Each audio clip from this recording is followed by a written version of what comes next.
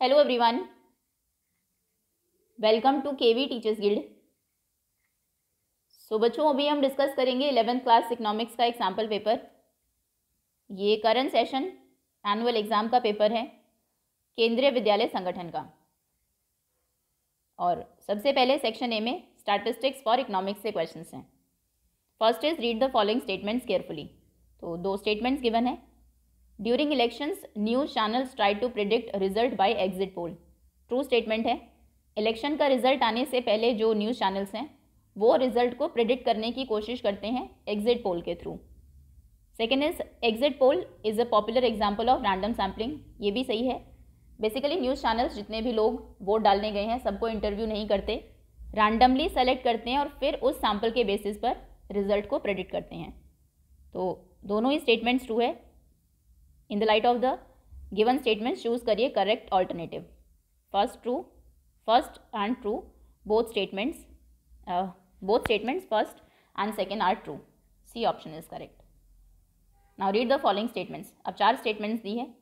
Statistical data are numerically expressed. Stats में data को आप नंबर्स में एक्सप्रेस कर सकते हैं। सही स्टेटमेंट है। स्टैट्स में डेटा का प्रेजेंटेशन होता है, डिफरेंट ग्राफ्स की फॉर्म में हम उसे प्रेजेंट करते हैं। स्टैट्स में डेटा को कलेक्ट किया जाता है सिस्टमैटिक मैनर में, ये भी सही है। स्टैट्स में statistics involve interpretation of data. Finally data को इंटरप्रेट करते हैं। तो in the light of the above statements, characteristics of statistics in plural sense. तो स्टैट्स सिंगुलर सेंस में होता है डेटा का प्रेजेंटेशन, इंटरप्रिटेशन, एनालाइज करना उसको। तो प्रेजेंटेशन एंड इंटरप्रिटेशन ये दोनों हैं सिंगुलर सेंस में कैरेक्टरिस्टिक्स ऑफ स्टैटिस्टिक्स। इसके अलावा नंबर्स में आप उसको एक्सप्रेस कर सकते हैं, सिस्टमैटिक मैनर में कलेक्ट करते हैं, ये उसकी डेफिनेशन होगी इन प्लूरल सेंस। तो इसमें करेक्ट है statement first and third. A option is correct. Okay, और में क्वेश्चन है class interval means. Class interval मतलब कोई भी इंटरवल अगर आपको गिवन है 40 to 50, 50 to 60 and so on, तो इसमें इस क्लास की जो विड्थ है, और क्लास इंटरवल हम कैसे फाइंड करते हैं, upper limit minus lower limit. तो यहाँ पर क्लास इंटरवल है of 10, 50 minus 40। So class interval is range, class interval is difference between upper and lower limits. Now a shoe company wants to know the most popular size of shoe. एक shoe company शू का सबसे popular size कौन सा size सबसे ज़्यादा बिकता है वो जानना चाहती है। So the company should use blank as the most appropriate average for it. इसके लिए सबसे सही एवरेज होगा मोड। बेसिकली जो डेटा अवेलेबल है उसमें देखेंगी वो कि सबसे ज़्यादा बार कौन सा नंबर आया है, तो उससे पता लग जाएगा मोस्ट पॉपुलर साइज कौन सा है। Now which of the following can be expressed graphically. इनमें से किसे आप ग्राफ पर रिप्रेजेंट कर सकते हैं। मीन को नहीं कर सकते, मीडियन हम करते हैं, ओजाइव ओगिव बनाते हैं फिर मीडियन फाइंड करते हैं। मोड को भी कर सकते हैं। So both B and C is correct. Now define index number. Index number एक मेथड है जिसमें हम वेरिएशंस को इवेलुएट करते हैं एक वेरिएबल के सेट पर। So index number is a method of evaluating variations in group of variables। और ये जो वेरिएशन है ये हम किसके रिगार्डिंग कैलकुलेट करते हैं, रिगार्ड टू जोग्राफिकल लोकेशन या फिर टाइम या कोई और फीचर और any other feature. Okay, next. Now assertion given है correlation can not be negative. Correlation की वैल्यू -1 से 1 तक वैरी करती है तो वो नेगेटिव हो सकता है, फॉल्स स्टेटमेंट है। 2 variables can not move in opposite direction. 2 variables obviously opposite direction में जा सकते हैं और तभी वेरिएबल जो कोरिलेशन है वो नेगेटिव होता है। तो इसमें दोनों ही गलत हैं। Statement assertion and reason are false, both are false. Next, the sum of the value of all observations divided by the number of observations. Sum of observations को जब आप डिवाइड करते हैं नंबर ऑफ ऑब्जर्वेशंस से तो इससे हमें मिलता है मीन। और इसके और में क्वेश्चन है, read the following statements. Algebraic treatment of mean is possible. सही स्टेटमेंट है। मीन सभी आइटम्स पर बेस्ड होता है क्योंकि सबका सम हम फाइंड करते हैं, ये भी सही है। Mean can not be calculated by using graph, ये भी सही है, इसका ग्राफिकल रिप्रेजेंटेशन नहीं हो सकता। Mean is not affected by extreme values, ये गलत है। मीन अकेला ऐसा सेंट्रल टेंडेंसी में एक मेथड है एवरेज फाइंड करने का जो एक्सट्रीम वैल्यूज़ से बहुत अफेक्ट होता है। इसके अलावा मीडियन में भी अगर नंबर्स आपको गिवन है 2, 4, 6, 8, 10 और 100 है अगर एक एक्सट्रीम वैल्यू, तो जो मीडियन है वो मिडिल वैल्यू ही आएगी, 6 + 8 7 होगा median.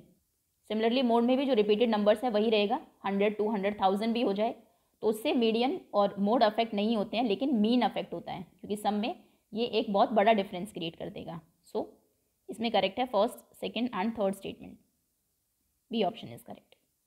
Okay, now if coefficient of correlation being +1, अगर कोरिलेशन +1 है then which of the following statement is true about it? It shows perfect negative relation, negative नहीं है पॉजिटिव रिलेशन है बिटवीन टू वेरिएबल्स, तो ये गलत है। ये रिप्रेजेंट करता है normal relation between price and quantity demanded. Price और क्वांटिटी डिमांडेड में ऑपोजिट रिलेशन है, प्राइस इंक्रीज होता है तो क्वांटिटी डिमांडेड डिक्रीज होती है, प्राइस कम होता है तो क्वांटिटी हम ज़्यादा डिमांड करते हैं, तो इनमें नेगेटिव कोरिलेशन है, ये भी गलत है, +1 नहीं होगा। It can not be shown by scatter diagram, correlation हम स्कैटर डायग्राम से ही शो करते हैं, पॉजिटिव, परफेक्टली नेगेटिव, जो पॉइंट्स आप प्लॉट करते हैं। सो सभी स्टेटमेंट्स गलत हैं, all above statements are incorrect. Now next, observe the following set of data. Data given है 5, 7, 6, 1, 8, 10, 12, 4 and 3। In the above data if 12 is replaced bye 20, 12 को अगर आप रिप्लेस कर दे 20 से then the value of median is unaffected, तो median की value unaffected रहेगी। बिल्कुल ट्रू स्टेटमेंट है क्योंकि एक्सट्रीम वैल्यूज़ देखो, इसको अगर आप अरेंज करेंगे इंक्रीजिंग ऑर्डर में, सबसे पहले आएगा 1, देन 3, 4, 5, 6, 7, 8, 10, 5, 6, 7, 8, 10 एंड 12, कितने नंबर्स हैं? 1, 2, 3, 4, 5, 6, 7, 8, 9, तो इसमें मीडियन है 6। अगर 12 की जगह 20 भी आ जाए तो भी मीडियन 6 ही रहेगी, तो ये ट्रू स्टेटमेंट है कि ये अफेक्ट नहीं होगा 12 को 20 से रिप्लेस करने से। आप एक्सप्लेन जब करेंगे तो दोनों केसेस में मीडियन फाइंड करके दिखा भी सकते हैं। Okay, now what is the full form of CPI? CPI की फुल फॉर्म है consumer price index, A option. अब एक पैराग्राफ गिवन है, रीड करना है और फिर क्वेश्चंस को आंसर करना है। सो क्लास लिमिट्स शुड, ये रीड कर लेंगे आप क्योंकि क्वेश्चंस जनरली होते हैं इसमें, इन विच केस ओके पढ़ लेते हैं quickly. Class limits should be defined and clearly stated. Generally open ended classes such as 70 and above or less than 10 are not desirable. The lower and upper limits should be determined in such a manner that frequencies or each class tend to concentrate in the middle of the class intervals. Class intervals are of two types. Inclusive class interval, in this case values equal to the lower and upper limit of a class are included in the frequency of the same class. Exclusive में जो upper equal an item equal to either the upper limit or lower limit is देखो basically होता क्या है inclusive class interval में, अगर हम लेते हैं मान लीजिए 0 to 9, देन नेक्स्ट आएगा 10 to 19, 20 to 29, ये इंक्लूसिव है क्योंकि इसमें इसकी जो अपर लिमिट है वो इंक्लूड होगी इसी इंटरवल में। अगर 9 आपको प्लॉट करना है, किसी बच्चे के 9 मार्क्स आए हैं तो वो 0 to 9 में आएगा। और अगर हम एक्सक्लूसिव की बात करें 0 to 10, 10 to 20, इसमें पहले वाले की अपर लिमिट दूसरे की लोअर लिमिट होती है। तो अगर किसी के 10 मार्क्स आए हैं वो नेक्स्ट जो क्लास है 10 to 20 इसमें जाएगा, इसमें 10 को हम एक्सक्लूड करते हैं, इसको बोलते हैं एक्सक्लूसिव क्लास इंटरवल। ठीक है, देख लेंगे आप जो डेफिनेशन दी है। In the case of discrete variable both exclusive and inclusive class intervals can be used. In case of continuous variables inclusive class intervals are used very often. Generally आपने देखा होगा हम यही यूज़ करते हैं क्योंकि 9 और 10 के बीच में भी बहुत सारे नंबर्स आ सकते हैं। किसी बच्चे के अगर 9.5 आए हैं तो फिर वो कहाँ जाएगा दोनों में से। ओके, नाउ क्वेश्चंस को आंसर करिए। What do you mean bye class interval? ये हम पहले भी कर चुके हैं, इसमें नहीं गिवन है। क्लास इंटरवल होता है the difference between upper limit and lower limit, या फिर सिंपल आप लिख सकते हैं upper limit minus lower limit, limit and lower limit. Next, now in which case inclusive class intervals are used very often. किस case में inclusive class interval को हम जनरली यूज़ करते हैं? ये हम यूज़ करते हैं in case of continuous variables. Second B का आंसर है ये। नाउ इन विच केस दोनों इंक्लूसिव और एक्सक्लूसिव क्लास इंटरवल को यूज़ किया जा सकता है, ये हम यूज़ कर सकते हैं डिस्क्रीट वेरिएबल्स में। सो ये सी का आंसर है। ओके, हम मीन फाइंड करना है, calculate mean of the given data 224 426। Easy है, यहीं पर ही कर लेते हैं। सो इसमें सबसे पहले जो टेबल है फिर से आप ड्रॉ करेंगे अपनी आंसर शीट में।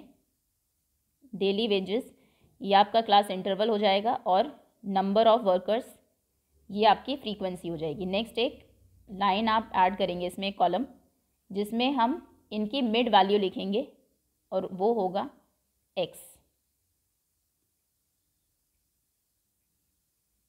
ओके, ये है क्लास इंटरवल CI, इसको लिखेंगे f। Now this is x 2 to 4। x हम कैसे फाइंड करते हैं, मिड वैल्यू दोनों का सम बाय 2, या फिर वैसे भी हमें पता है 2 और 4 के बीच में आता है नंबर 3। तो x होगा 3, यहाँ पर होगा 5 और उसके बाद 3 5 देन 7 होगा 9 11 13, डायरेक्ट भी आप लिख सकते हैं 15 एंड 17। ओके, उसके बाद fx फाइंड करेंगे। डायरेक्ट मेथड से कर लेता है क्योंकि दिया नहीं है, शॉर्टकट से करिए या फिर स्टेप डेविएशन से करिए। सो 11 3s are 33, 14 5s are 70, 2 7s are 14 140, 9 2s are 18, 9 3s are 27 28 288, 11 5s are 55, 5 2s are 22 and 5 27, 13 7s are 91, 15 5s are 75, 34। अब सम करेंगे, summation fx। So 4 5 9 10 15 plus 8 is 23 and 3 is 26। 2 carry 3 2 5, 5 plus 7 is 12 plus 9 21, 21 plus 7 28 and 8 36 and 4 40 40 47 48 49 50। 5 carry 5 6 7 8 9 10। तो ये है 1006। अब आप कहेंगे mean equal होता है summation fx by summation f।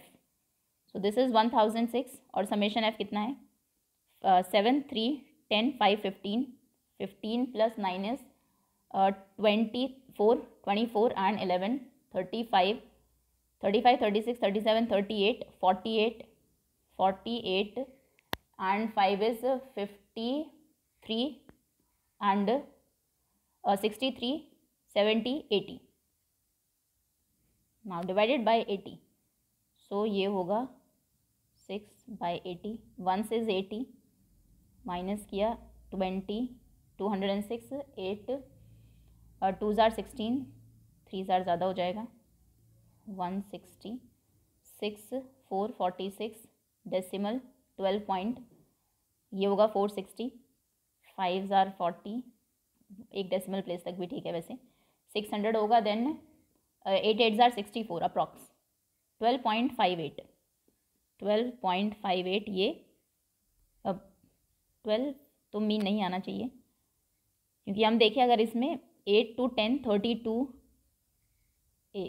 Sorry हमने समेशन f में समेशन x किया है, इनको ऐड किया है, सो ये गलत हो गया।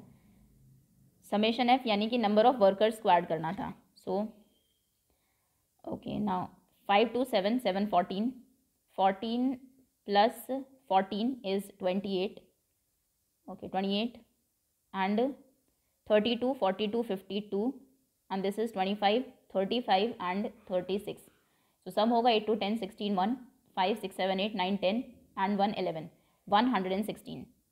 ये गलत है पूरा 116 क्योंकि मीन थोड़ा मिडिल में होना चाहिए, मिडिल वैल्यू होती है सेंट्रल टेंडेंसी अगर हम फाइंड कर रहे हैं। 12 बहुत एक्सट्रीम वैल्यू है, 12.5 यानी कि ये इस वाले इंटरवल में चली गई और यहाँ पर वैल्यूज़ अगर हम फ्रीक्वेंसी की भी देखें तो बहुत कम है 752, इधर बहुत ज़्यादा है, तो यहीं पर कहीं आपका मीन होगा। ओके, अब 1006 को डिवाइड करना है 116 से, डायरेक्ट ही चलेगी टेबल। 11 9s आर अगर देखें 16 9s आर 144 9 नहीं ज़्यादा है 8 48 4 12 1 एंड 9, ये सही है। 8s आर 928 928 माइनस करेंगे 8 8 16 7 78 डेसिमल 780, आगे अप्रॉक्स 6 चलेगा, सो 8.6 ये है हमारा मीन। ओके, एक बार फिर से कैलकुलेशन आप देख लेंगे। बाकी मीन तो फाइंड करना बहुत ईजी है, ये 7th 8th क्लास से ही आप करते आ रहे हैं। सिर्फ इसमें एक्स फाइंड करना है, जो मिड वैल्यू होगी, देन एफ एक्स, ये फ्रीक्वेंसी इनटू मल्टीप्लाई करेंगे एक्स की वैल्यू से, उनका सम करेंगे और डिवाइड कर देंगे फ्रीक्वेंसी के सम से। और में क्वेश्चन है, explain the formula for calculating mean. Shortcut method से बताना है मीन आप कैसे कैलकुलेट करेंगे इन case of individual series, discrete series and continuous series, तीनों ही सीरीज के केस में। 3 मार्क का ही क्वेश्चन है। तो सबसे पहले इंडिविजुअल सीरीज, मतलब नंबर्स अगर आपको गिवन है 2, 4, 9, 11, 5, 17, इनका मीन आपको फाइंड करना है using shortcut method, direct add नहीं करेंगे। तो सबसे पहले एक मीन आप अज्यूम करेंगे, मान लीजिए 9 आपने अज्यूम किया कि यही मिडिल की वैल्यू हमें लग रही है। देन डेविएशंस फाइंड करेंगे, 9 को माइनस करेंगे सबसे, 2 - 9, 4 - 9, जो डेविएशंस आएंगी हमारी, उसके बाद उनका सम करेंगे, sum of deviations divided by number of observations, जितने भी नंबर्स थे प्लस कर देंगे उसमें assumed mean, A plus sum of deviation by number of observations, जैसे हम सम ऑफ ऑब्जर्वेशन करते हैं बिल्कुल वैसे ही। So first in case of individual series, वैसे इंडिविजुअल सीरीज़ में हम कभी भी शॉर्टकट मेथड से नहीं फाइंड करते हैं मीन, क्योंकि वो बेसिकली डायरेक्ट मेथड से भी ज़्यादा लॉन्ग हो जाता है। सिंपल नंबर्स को ऐड करना ईजियर है कि हम पहले मीन अज्यूम करें, डेविएशंस फाइंड करें, देन उन्हें ऐड करें। तो इंडिविजुअल सीरीज़ के केस में आप कहेंगे सबसे पहले एक सिंगल ऑब्जर्वेशन आपको सेलेक्ट करनी है, स्टेप वाइज लिखते हैं, वैसे ये लॉन्ग आंसर टाइप क्वेश्चन है। First you have to select a single observation from the data as assumed mean. Mean आप सेलेक्ट करेंगे, देन डेविएशन फाइंड करेंगे, determine deviations from the assumed mean से deviation find करेंगे जितने भी values है data में उनकी। उसके बाद नंबर 3 सम फाइंड करेंगे, फाइंड टोटल, या फिर डायरेक्ट में अब फॉर्मूला ही लिख देते हैं। देन मीन होगा अज्यूम्ड मीन जो आपने अज्यूम किया था, plus sum of deviations by number of deviations, या फिर आप कह सकते हैं सिंपल नंबर ऑफ, वैसे डेविएशंस ही होगा, ऑब्जर्वेशंस नहीं, ऑफ डेविएशंस, कितने उसमें नंबर्स हैं डेविएशंस के, ये फिर होगा आपका mean in case of assumed mean method, sorry shortcut method. Now in case of discrete series, second in case of discrete series जहाँ पर नंबर गिवन होता है उनके सामने उनकी फ्रीक्वेंसी होती है, डिस्क्रीट सीरीज। तो इसमें भी सबसे पहले मान लीजिए नंबर गिवन है, मार्क्स हाइट गिवन है, या फिर मार्क्स अगर 1 नंबर आया है 5 बच्चों का, 2 नंबर आए हैं, 4 के 3 नंबर आए हैं, 10 बच्चों के 4 आए हैं, 5 के 10 on 10 आया है 1 का। इसका मीन अगर हमें फाइंड करना होता है, ये एक्स होता है, ये एफ होता है, मल्टीप्लाई हम करते हैं summation F x bye summation F. अब हम इसको फाइंड करेंगे, पहले जो एक्स आपको गिवन था उसमें से एक मीन को अज्यूम करेंगे, 5 ले लिया आपने क्योंकि 1 to 10 ऑब्जर्वेशन है, 5 या 6, फिर सब में से 5 को माइनस करेंगे, डेविएशन फाइंड करेंगे डी, फिर समेशन एफ डी करेंगे, फ्रीक्वेंसी की वैल्यू को मल्टीप्लाई करेंगे डेविएशन से और उसे डिवाइड करेंगे समेशन एफ से, और जो मीन आपने माइनस किया था अज्यूम्ड मीन उसे प्लस कर देंगे। ओके देखेंगे कैसे इन केस ऑफ डिस्क्रीट सीरीज। सबसे पहले मीन अज्यूम करना है, शॉर्ट में लिखते हैं, first assume a mean, then find deviations from assumed mean. Assumed mean से डेविएशन को फाइंड करेंगे, then multiply deviations with frequency with F, और उसके बाद डायरेक्ट फॉर्मूला लिख दीजिए लास्ट स्टेप में, और फिर मीन हो जाएगा assumed mean plus summation F D bye summation F. Okay now third in case of continuous series, जहाँ पर आपको इंटरवल गिवन हो, इन केस ऑफ कॉन्टिन्यूस सीरीज। तो पहले तो जो x है उसको फाइंड करेंगे, कॉन्टिन्यूस सीरीज ऐसी होती है 10 to 20, 0 to 10, 10 to 20, 20 to 30। तो सबसे पहले तो इसमें x फ्रीक्वेंसी गिवन होगी, x फाइंड करेंगे, यानी कि मिड वैल्यू ये हो जाएगा 5, 15, 25 एंड सो ऑन। फिर जो मिड वैल्यूज़ हैं, मिड वैल्यू आपने फाइंड किया x, उसमें से आप मीन को अज्यूम करेंगे, अज्यूम्ड मीन, और फिर वही जो डिस्क्रीट सीरीज़ में आपने किया है, यहाँ पर डेविएशन आ जाएगी डी आई, क्योंकि इंटरवल की ये जब हम कॉन्टिन्यूस सीरीज़ के केस में लिखते हैं तो आई लिखते हैं, क्योंकि सारा जो ऑपरेशंस हैं उनको हम इंटरवल्स में परफॉर्म कर रहे हैं उस पर्टिकुलर इंटरवल के ऊपर। सो जो फ्रीक्वेंसी है वो भी एफ आई, क्योंकि वो इंटरवल की फ्रीक्वेंसी है। सो डी आई फाइंड करेंगे, देन फ्रीक्वेंसी को मल्टीप्लाई करेंगे डी आई से, सम फाइंड करेंगे एफ आई डी आई का और डिवाइड करेंगे समेशन एफ आई से और ए को उसमें प्लस कर देंगे। तो in case of continuous series पहले you have to find mid values, find mid value जिसे हम डिनोट करते हैं एक्स से from class interval from C I. ना अज्यूम अ मीन, एक मीन अज्यूम कर लेंगे फ्रॉम मिड वैल्यू, उन मिड वैल्यूज से एक्स से, from X. And then find number 3, calculate deviation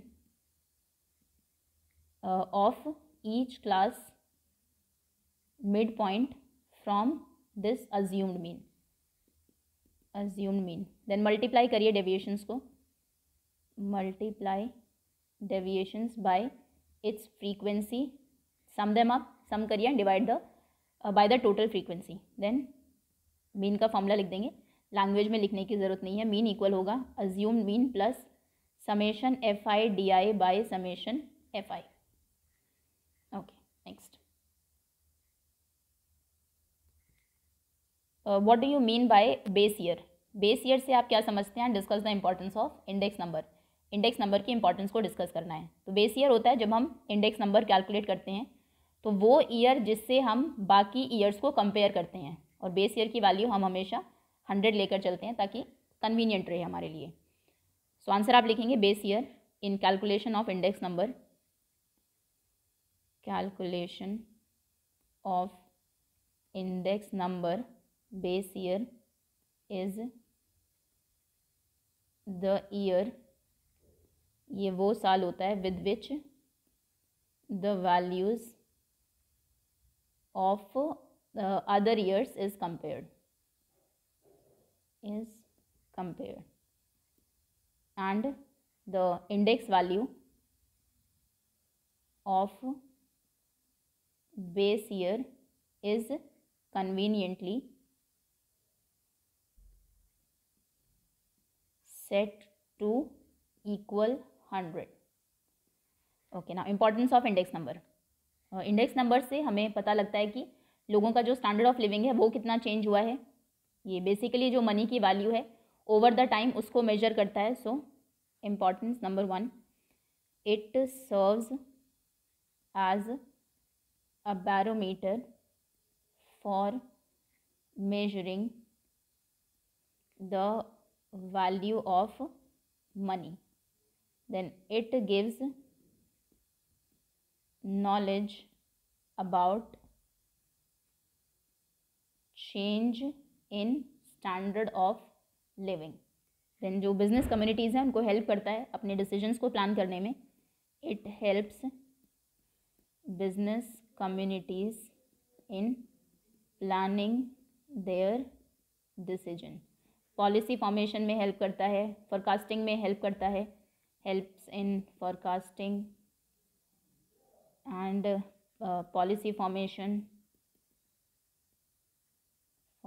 rate of premium कितना होगा उसको फाइंड करने में हेल्प करता है। कोई भी 4 यूजेस आप इसके लिख देंगे, इंपॉर्टेंस लिख देंगे। Okay, now what do you mean, sorry, discuss the principal which should be followed while drafting a good questionnaire. एक अच्छे क्वेश्चनेयर के लिए क्या प्रिंसिपल्स होते हैं? सबसे पहले तो उसमें लिमिटेड नंबर ऑफ क्वेश्चंस होने चाहिए, लिमिटेड नंबर ऑफ क्वेश्चंस। जो सही कहा जाता है वो है कि 15 to 20 क्वेश्चंस हो। ये पॉइंट्स मैं बता रही हूँ, 4 पॉइंट्स लिख देंगे, डिटेल आप खुद से लिखेंगे इनकी। So the number of questions should be limited as far as possible. Normally 15 to 20 questions are sufficient enough for making the required inquiry. Then जो क्वेश्चनियर है वो सिंपल हो, सिंप्लिसिटी, ताकि जो फिल करने वाला पर्सन है वो ईजिली उसको समझ सके। So the language of questions should be simple and easily understandable. It should be clear and not be vague, and it should not convey two meanings. Then questions logically arranged होने चाहिए, logical arrangement. The questions should be logically arranged logically, and these questions should be in proper sequence. Okay. Then जो point है हमारा उसी से related हो, related to the point, irrelevant questions नहीं पूछने हैं, to the point. Questions should not be irrelevant, personal questions नहीं पूछने चाहिए, 4 ही लिखने हैं वैसे, avoid personal question, so personal question should be avoided as far as possible. For example किसी के इनकम के बारे में पूछना, क्वेश्चन अबाउट इनकम, या फिर वॉल्यूम ऑफ सेल किसी बिजनेस से अगर आप पूछ रहे हो, so these questions should not be asked. Okay, now एक पिक्चर गिवन है, या तो आप ये क्वेश्चन कर सकते हैं, या फिर ये पिक्चर है, इसमें this person is saying I am from census department से मैं आया हूँ, can I take 15 minutes of your precious time. Okay, first question है नीचे, which method of data of collection has got a mention in the above picture. इस picture में कौन सा मेथड शो किया गया डेटा कलेक्शन का? ये है, नाम यहाँ दिया भी हुआ है यहाँ पर, ये है सेंसस मेथड। देन आपको मेरिट्स और डीमेरिट्स बताने हैं ऑफ दिस मेथड। ये 4 मार्क का ही क्वेश्चन है। 2 मेरिट्स मतलब फ़ायदे देख लेते हैं, 2 डीमेरिट्स, मेरिट्स डीमेरिट्स। मेरिट सबसे पहले तो रिलायबल है, एक्यूरेट है, क्योंकि सेंसस में जितने भी पॉपुलेशन में आइटम्स हैं सबको हम कवर करते हैं, रिलायबल एंड एक्यूरेट। सैम्पलिंग की तरह नहीं कि कई बार जो इंपॉर्टेंट आइटम्स है वो छूट जाते हैं। तो ये पॉइंट है, डेफिनेशन आप लिखेंगे, because results based on census method are accurate and highly reliable as each and every item of the population is studied. Less biased होता है, क्योंकि सैम्पलिंग में जो सैम्पल लिया गया है उसमें पर्सन का बायसनेस आ जाता है। इसमें जो इंक्वायरी कर रहा है कोई ऑप्शन उसके पास नहीं है, हर एक पर्सन जो है सबसे उसको पूछना होगा। सो जो रिजल्ट्स होते हैं सेंसस के are less biased, and again वही कि इंडिविजुअल का जो एक रोल होता है सैम्पल को सेलेक्ट करने में इन्वेस्टिगेटर का, वो इसमें नहीं है। नेक्स्ट 3 लिख लेते हैं, एक्सटेंसिव इन्फॉर्मेशन इसमें हमें मिलती है।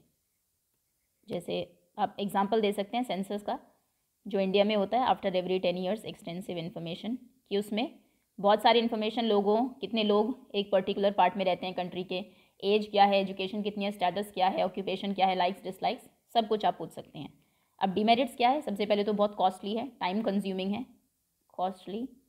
गवर्नमेंट ही और या फिर कोई बड़े जो ऑर्गेनाइजेशन है वही इसको अफोर्ड कर सकते हैं। इसको जनरली ऑर्डिनरी इन्वेस्टिगेशन के लिए यूज़ नहीं किया जाता है।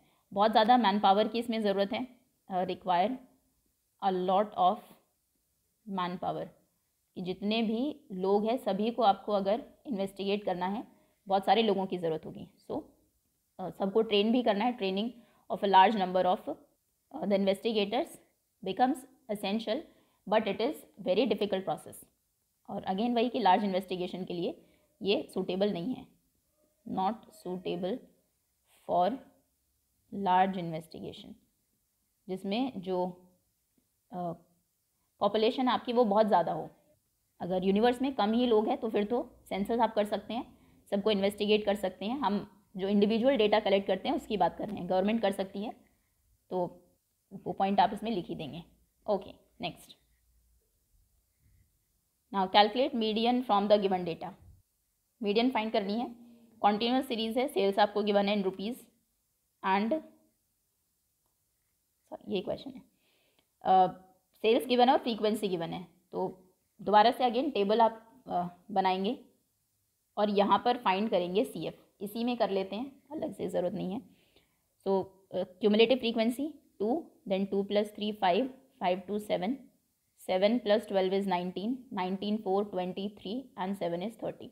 उसके बाद हम फाइंड करते हैं n/2, n यानी कि सम ऑफ ऑब्जर्वेशन जो कि 30 है, लास्ट जो नंबर आता है 30/2 इज़ 15। अब आप 15 देखेंगे कि जो CF आपने फाइंड किया उसमें 15 कहाँ आएगा। 2 5 7 अब तक 15 नंबर्स, 15 लोग अगर आपको लेने हैं, यहाँ तक आप नहीं ले सकते। जैसे ही 19 आएगा, यानी कि या तो जो n/2 आया है आपका CF में वही नंबर हो या फिर उससे ग्रेटर नंबर हो। जो पहला ग्रेटर नंबर होता है वही क्लास आपकी मीडियन क्लास होती है, यानी कि जो मीडियन है वो 20 to 30 के बीच में आने वाली है। और फॉर्मूला क्या है मीडियन का? M = L + n/2 - CF/F × H। L होती है lower limit of median class which is 20, then plus n/2 calculate आप कर चुके हैं 15, माइनस CF होती है cumulative frequency of previous class. ये इंपॉर्टेंट है, ये वैल्यू आपको मीडियन क्लास से नहीं लेनी। लास्ट क्लास की जो वैल्यू है CF की वो है 7 divided by F, frequency of बाकी सब कुछ मीडियन क्लास का होता है। मीडियन क्लास की frequency 12 and height of median class is 30 - 20, यानी कि 10। अब आप कैलकुलेट करेंगे 20 plus 7 7 14, this is 8/12 into 10, 4 2s are 8, 4 3s are 12, so 20 plus 10 2s are 20/3, सो 20/3 होगा 6.666 यानी कि 6.67, ये हो जाएगा 20 प्लस 6.67, आंसर इज 26.67 अप्रॉक्स, ये मीडियन है। Okay next, now the table given below shows the amount of sales in 100 companies. 100 companies में कितनी सेल हुई है वो आपको गिवन है। प्रिपेयर करिए लेस दान एंड मोर दान ओजाइव या फिर ओगिव। लेस दान मोर दान ओजाइव आपको प्रिपेयर करना है, तो टेबल आप बनाएंगे। मेथड मैं बता देती हूँ कि ओजाइव के लिए आपको ग्राफ पेपर की ज़रूरत है, कैसे करना है वो देख लेंगे, बाकी बना आप खुद से लेंगे। और जहाँ पर लेस दान मोर दान ओजाइव एक दूसरे को बाइसेक्ट करेंगे वो आपकी मीडियन होगी।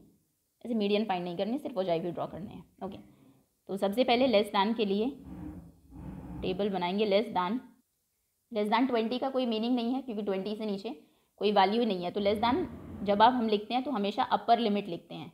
आप कहेंगे लेस दान 30, LT लिख लेते हैं अभी 30, लेस दान 40, लेस दान 50, ये लॉन्ग आंसर होगा। ओके, उस डिफरेंट फ्रीक्वेंसीज लिखेंगे सभी के लिए। फिर सिमिलरली मोर दान के लिए हमेशा हम लोअर लिमिट्स लेते हैं, उनकी फ्रीक्वेंसी लिखेंगे। ग्राफ प्लॉट करेंगे जैसे करते हैं, उसके ऊपर वैल्यूज़ लिखेंगे एक्स एक्सिस पर जो क्लास इंटरवल था आपका, और वाई एक्सिस पर होगा number of companies, and then जो फ्रीक्वेंसी आई है उसको प्लॉट करेंगे। ओके, ये है लेस दान 40, लेस दान 50, लेस दान 60, 70, लेस दान 80। ओके, फ्रीक्वेंसी कितनी होगी इसकी? 30 से लेस, 20 to 30 के बीच में साथ ही लोग हैं, साथ ही रहेंगे। लेस दान 40 में 12 भी आ जाएंगे और 7 भी, क्योंकि जिनके अगर हम सेल देखें करोड़ में कितना हुआ है, तो अगर किसी की 20 से 30 करोड़ के बीच में सेल हुई है तो 40 से कम ही है वो भी, तो ये हो जाएगा। बेसिकली इसमें CF आपको लिखना होता है जब हम लेस दान फाइंड करते हैं। ये हो जाएगा 12 7 इज 19, देन लेस दान 50, 15 और आ गए। 50 से कम वाले में 19, 15, 9, 5, 14, 1, 34। 60 से लेस हो जाएगा 64, then 64, 74, 84, 86, and this is 100। Okay, अब मोर दान के लिए लिखेंगे मोर दान लिमिट्स। मोर दान में अपर लोअर लिमिट लेंगे, मोर दान 20, मोर दान 20, मोर दान 30, मोर दान 40, मोर दान 50, मोर दान 60, मोर दान 70, 70 से ज़्यादा, क्योंकि 80 से ज़्यादा कुछ है ही नहीं, वो लास्ट लिमिट है आपकी।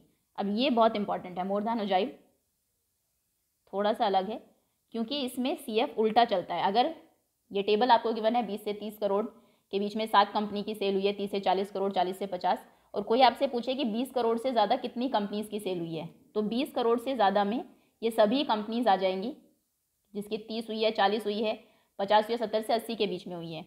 यानी कि मोर दान 20 में जो फ्रीक्वेंसी है वो आप टोटल 100 लेंगे। ओके, अब नेक्स्ट है मोर दान 30। 30 से ज़्यादा अगर आप पूछेंगे कितनी कंपनीज़ की सेल हुई, तो ये कंपनीज़ बाहर हो जाएगी, 7 कंपनीज़, क्योंकि इनकी 20 और 30 के बीच में हुई है, 30 से ज़्यादा की सेल नहीं है। तो आप 7 माइनस करेंगे 93।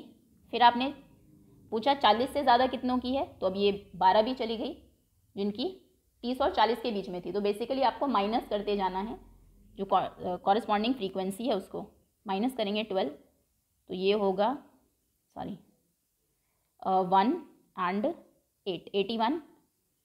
फिर 81 से 15 माइनस करेंगे, 10 माइनस किया तो 71, 5 तो 66, 66। देन 30 माइनस करेंगे, ये हो जाएगा 36। 22 माइनस करेंगे तो ये होगा 14। और यहाँ पर 70 से ज़्यादा 14 कंपनीज़ की ही सेल है। अब ये दोनों वैल्यूज़ लेकर आपको ग्राफ ड्रॉ करना है। ये एक्स एक्सिस होगा आपका, ये वैल्यूज़ यहाँ पर होगी 20, किंक लगा लेंगे, 30, 40,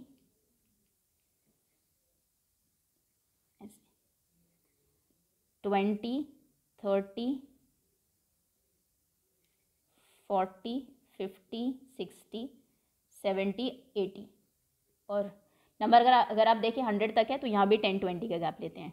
10, 20, 30, 40, 50 ग्राफ पेपर पर करना है। 60, 70, 80, 90 एंड 100। जब लेस दैन हो जाए वो आप ड्रॉ करेंगे, पेन अलग ले सकते हैं दोनों के लिए।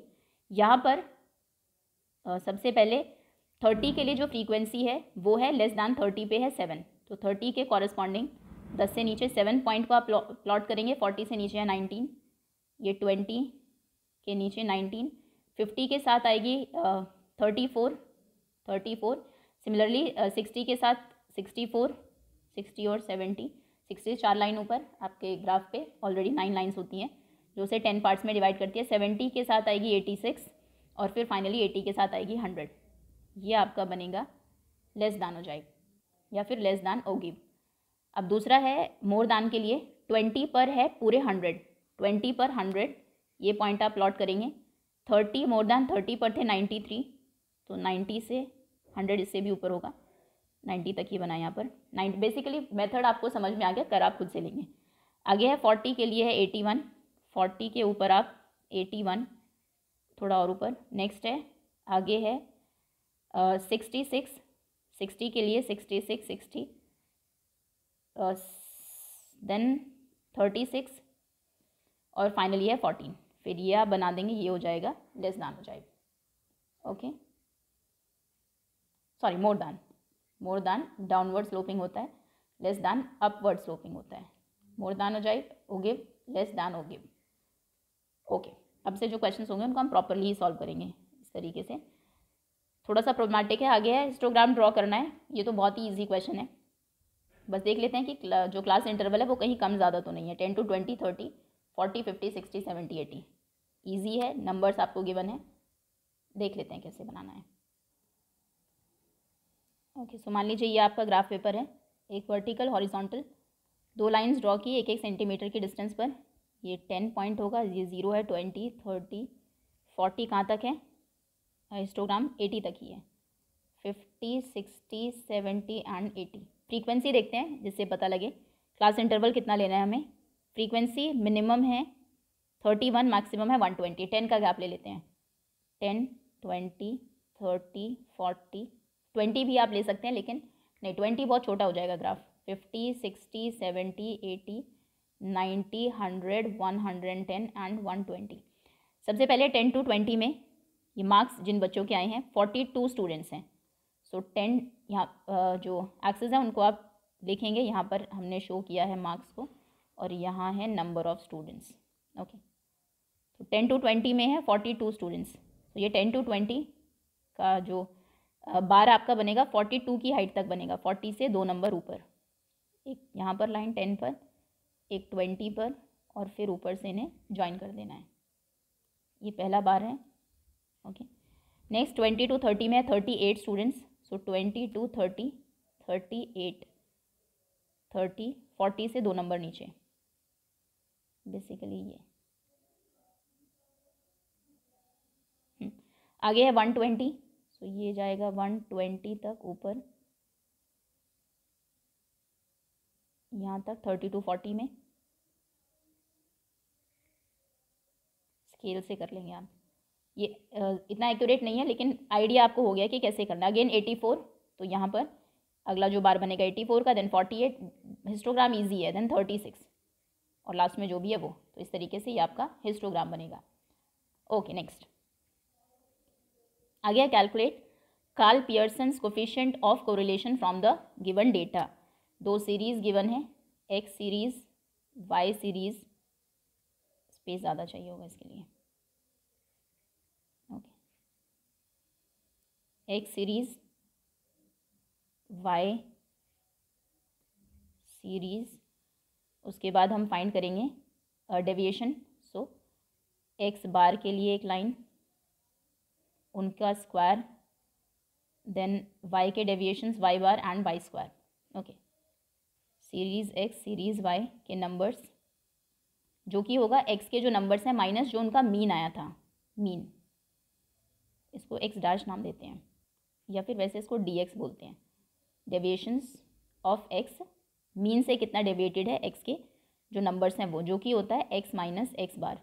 सिमिलरली इसको बोलेंगे, यहाँ पर स्क्वायर फाइंड करेंगे dx का स्क्वायर, फिर y के डेविएशंस देखेंगे, y के जो नंबर्स हैं माइनस उसके जो मीन आया था उससे कितने डेविएटेड हैं, फिर इनका स्क्वायर करेंगे।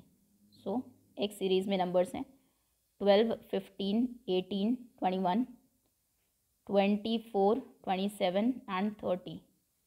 y सीरीज़ में है 6, 8, 10, 12, 14, 16 एंड 18।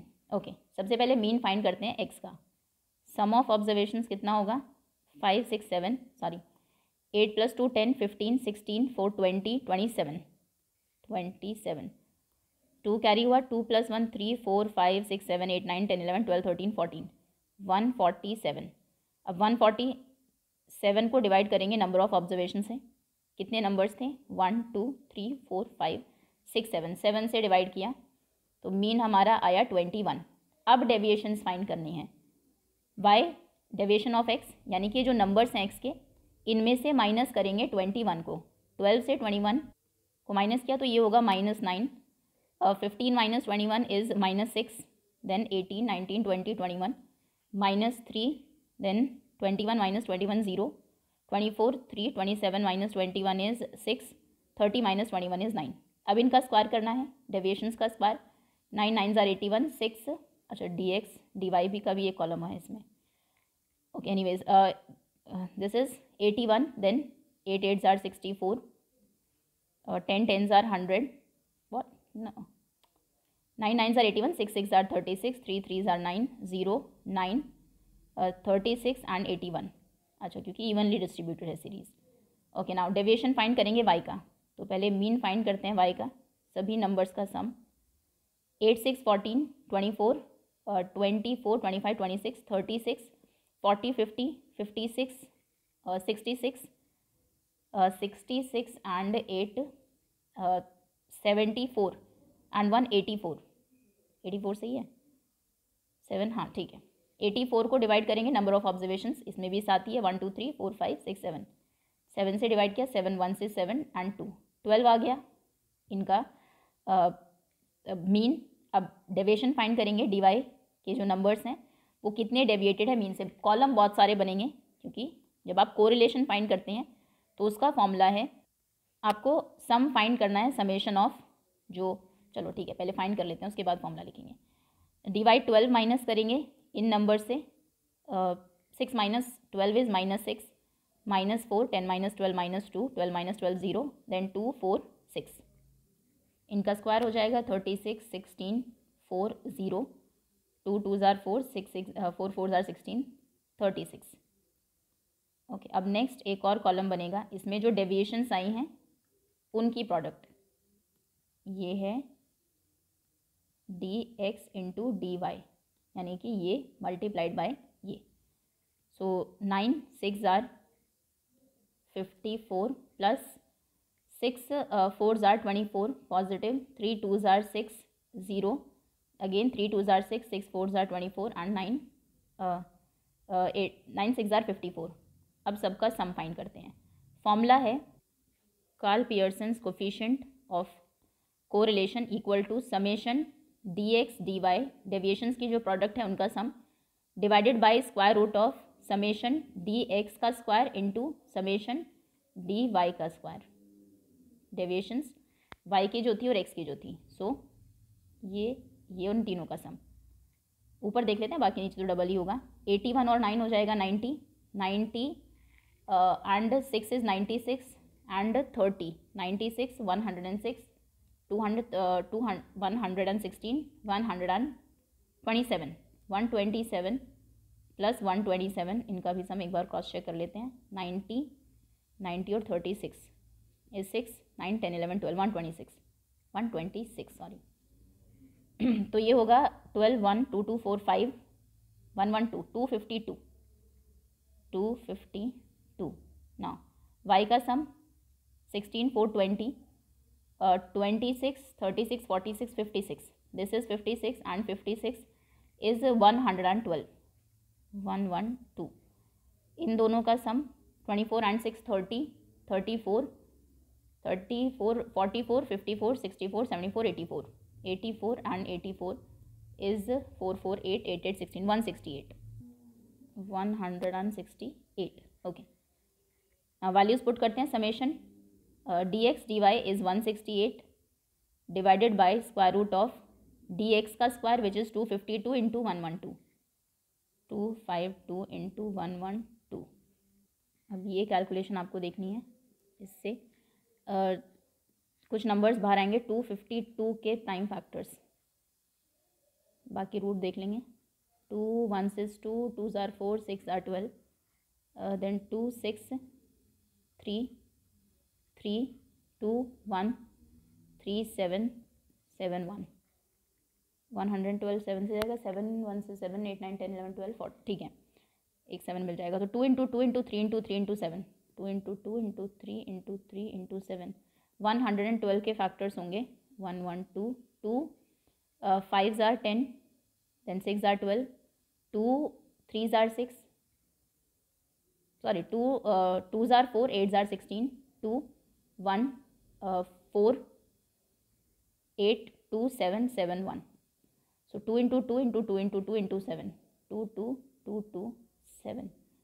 पेयर एक 2 बाहर 168 बाय 2 इंटू एक 3, एक और 2, एक और 2 और एक और 7. इस क्वेश्चन में इजी हो गया क्योंकि बेसिकली सीरीज जो आपको गिवन थी 12 15 वो सेम गैप था सब में. सिमिलरली 6 8 10 12. अदरवाइज रूट्स कैलकुलेट भी करना पड़ सकता है इसमें आपको नंबर्स का. ज़रूरी नहीं है कि सभी नंबर्स बाहर आ जाएंगे ना. 168 divided by 2 2s are 4 2s are 8, 8 7s are 56 into 3, 56 3 6 are 18, 15 16 168. Okay, so answer है 1. ओके, तो क्या करना है बेसिकली, जब कोफिशिएंट ऑफ कोरिलेशन आपको फाइंड करना हो, Karl Pearson's coefficient of correlation, जो सीरीज़ आपको गिवन है, सबसे पहले दोनों का मीन आप फाइंड करेंगे. उसके बाद डेविएशंस, ये मीन से इसकी जो टर्म्स है वो कितनी डेविएटेड है, बाय की टर्म्स उससे कितनी डेविएटेड है, dx dy, उसके बाद दोनों का स्क्वायर और डेविएशंस की प्रोडक्ट. फॉर्मूला है correlation equal to summation deviations का sum divided by square root उनके स्क्वायर्स का सम, डेविएशंस के स्क्वायर की प्रोडक्ट का रूट. ओके, ठीक है. अब जनरल क्वेश्चन है नेक्स्ट. हाँ, ये है सेक्शन बी. इससे पहले स्टार्ट्स था, अभी है introductory micro economics. First is Ukraine war with Russia has lots of economic implication as well. Ukraine का जो वॉर हुआ रशिया के साथ, उसके बहुत से इकोनॉमिक इम्प्लीकेशंस भी थे, जैसे कि schools, hospitals, roads, power station सब टूट गए.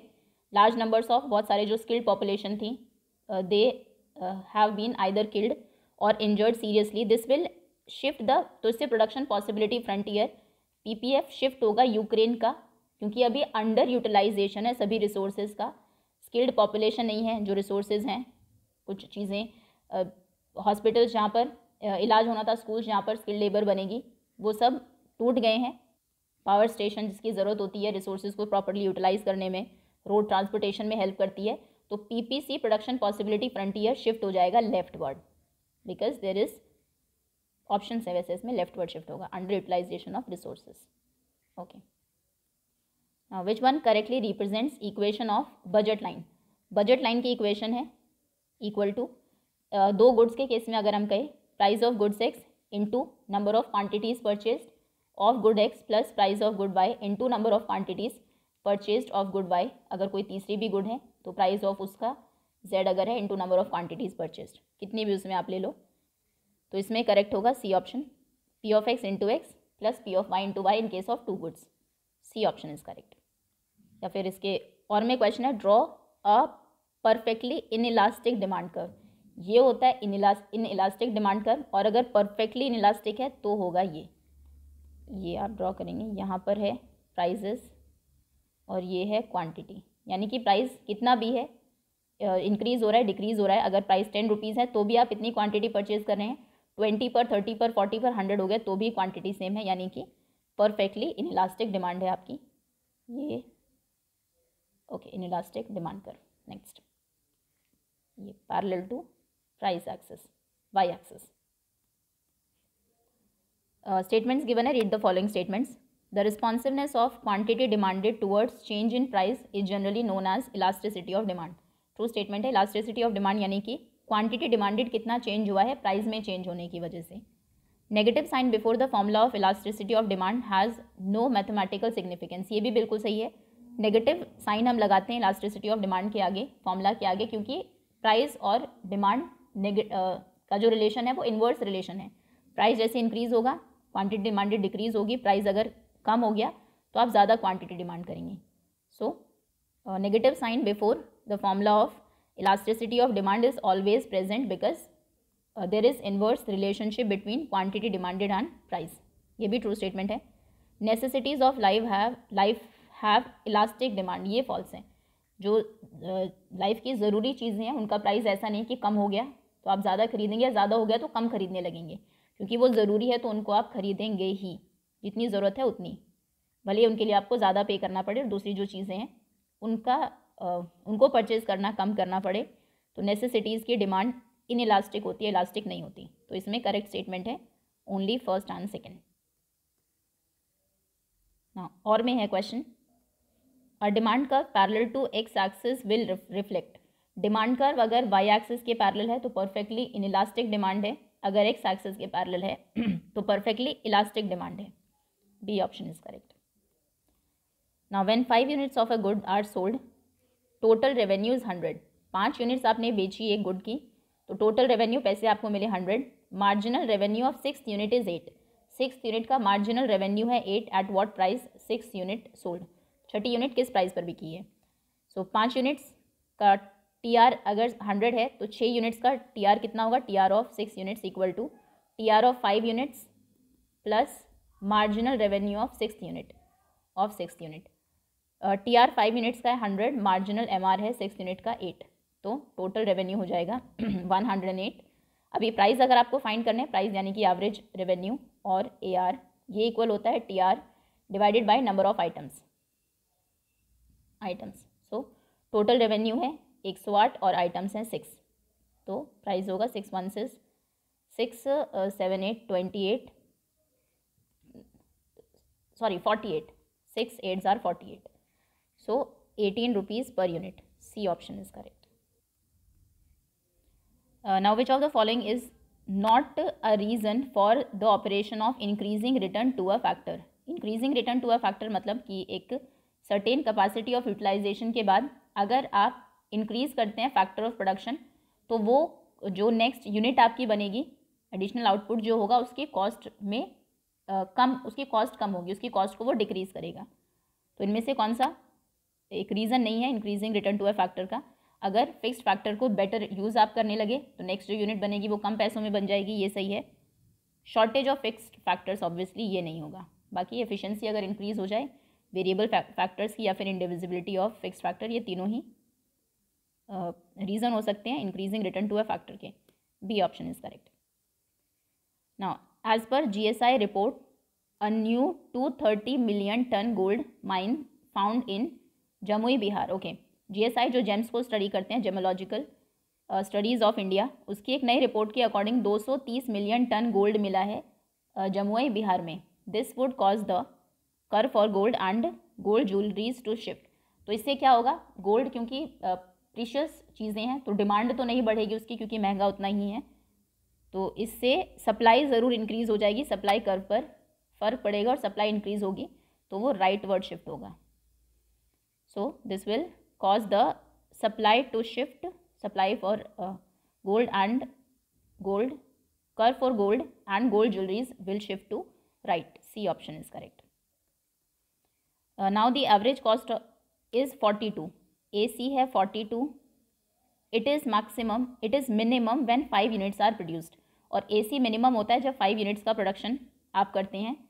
Then the marginal cost of producing 5 units is, अब ये अगर जहाँ पर हम फैक्टर ऑफ प्रोडक्शंस को देखते हैं तो वहाँ पर ये होता है कि MC और MR एक दूसरे को कट करते हैं, इक्वल होते हैं उनके मिनिमम पर। जब AC लोवेस्ट होता है तब MC मार्जिनल कॉस्ट का कर्व उसको कट करता है, यानी कि at AC's minimum point MC marginal cost is equal to AC average cost. तो क्योंकि 5 यूनिट पर AC मिनिमम है, तो उस टाइम पर मार्जिनल कॉस्ट इक्वल होगी एवरेज कॉस्ट के ही 42 ही वो होगी। कुछ कैलकुलेशन इसमें नहीं करनी है।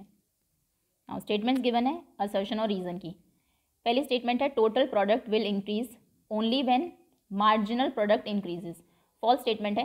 टोटल प्रोडक्ट इंक्रीजिंग रेट से इंक्रीज होता है जब मार्जिनल प्रोडक्ट इंक्रीज होता है, और डिमिनिशिंग रेट से इंक्रीज होता है जब वो डिक्रीज होता है। जब तक नेगेटिव नहीं होता तब तक टोटल प्रोडक्शन इंक्रीज होता रहता है। अगर हम मार्जिनल प्रोडक्शन को देखें, ये स्टार्टिंग में इंक्रीज होगा, फिर डिक्रीज होगा, फिर नेगेटिव होगा जीरो के बाद, और कॉरस्पॉन्डिंगली फॉलो करेगा इसको टोटल प्रोडक्शन का कर्व। जब तक वो इंक्रीजिंग है तब तक वो शार्पली इंक्रीजिंग रेट से इंक्रीज करेगा, जब डिक्रीज होने लगेगा तो भी इंक्रीजिंग होगा, लेकिन फिर डिमिनिशिंग रेट से इंक्रीज करेगा, और जैसे ही वो जीरो हो जाएगा सेम उसी पॉइंट पर टीपी मैक्सिमम होता है और उसके बाद वो डिक्रीज करना शुरू होगा जब मार्जिनल प्रोडक्शन नेगेटिव है।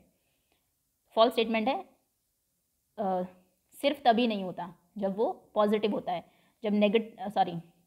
जब इंक्रीजिंग होता है, जब एमपी डिक्रीजिंग भी होता है तब भी टीपी इंक्रीज होता है। Okay, now when marginal product decrease but remains positive. जब मार्जिनल प्रोडक्ट, ये एमपी का कर्व है, ये एमपी इंक्रीजिंग है,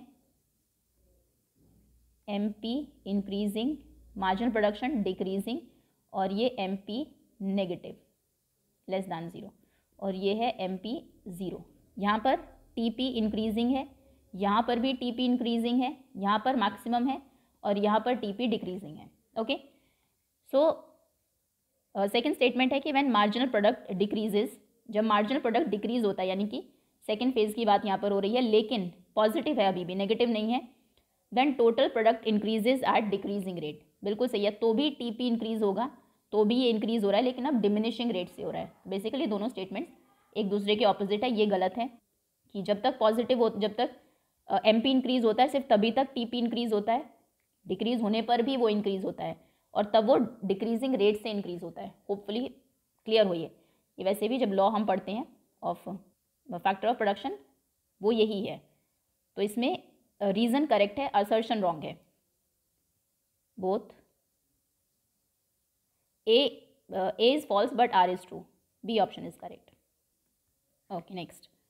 Now in case of perfect competition, perfect competition है, बहुत सारे लोग compete कर रहे हैं आपके साथ, तो उस टाइम पर एवरेज रेवेन्यू का कर्व क्या होगा? Perfectly elastic. प्राइस अगर आपके ज़्यादा होंगे तो कम चीज़ें बिकेंगी, प्राइस अगर आप कम रखेंगे तो ज़्यादा चीज़ें बिकेंगी, मतलब इन्वर्स रिलेशन होगा। So A option is correct. Consider the following picture. Barrier to entry, an economics and business term describing factor that hinder or prevent newcomers from entering a market or industry and so limit competition। तो barrier to entry का मतलब है कि ये एक economic term है जिसमें आप प्रिवेंट करते हैं किसी न्यू कमर को उस मार्केट या फिर उस इंडस्ट्री में एंटर करने से, तो कोई कंपटीशन ही नहीं होता। जैसे इंडियन रेलवे है, तो वो सिर्फ गवर्नमेंट के अंडर है, कोई और वहाँ पर compete नहीं कर सकता है, और इस टाइप की जो कंपटीशन है उसे हम बोलते हैं monopoly. Okay, so this is this characteristic found in perfectly competitive market में? ऐसा नहीं होता है, कोई भी वहाँ पर एंटर कर सकता है। सो यस नो ही बताना है, ए ऑप्शन करेक्ट है। नेक्स्ट। ओके, अभी चलो पैराग्राफ गिवन है, आप रीड कर लेंगे, हम डायरेक्ट क्वेश्चंस को देख लेते हैं। ये बेसिकली द हिंदू की एक रिपोर्ट आपको गिवन है। तो क्वेश्चन है what do you mean bye normative economics? हो सकता है इसमें गिवन हो, वैसे नॉर्मेटिव इकोनॉमिक्स जनरली भी हमें पता है। नॉर्मेटिव इकोनॉमिक्स मतलब जो उन जजमेंट्स को ज़्यादा वैल्यू देती है जो नेशन की इकोनॉमी के लिए प्लस सोशल वेलफेयर के लिए, दोनों के लिए बेनिफिशियल हो, बेटर हो। फॉर एग्जाम्पल अगर कहा जाए कि इनकम का इक्वल डिस्ट्रीब्यूशन होना चाहिए, लोगों के लिए भी सही है और देश के लिए भी सही है, तो वो एक नॉर्मेटिव इकोनॉमिक्स का एग्जाम्पल है। नॉर्मेटिव इकोनॉमिक्स आप लिखेंगे refers to the beliefs that support the valued judgments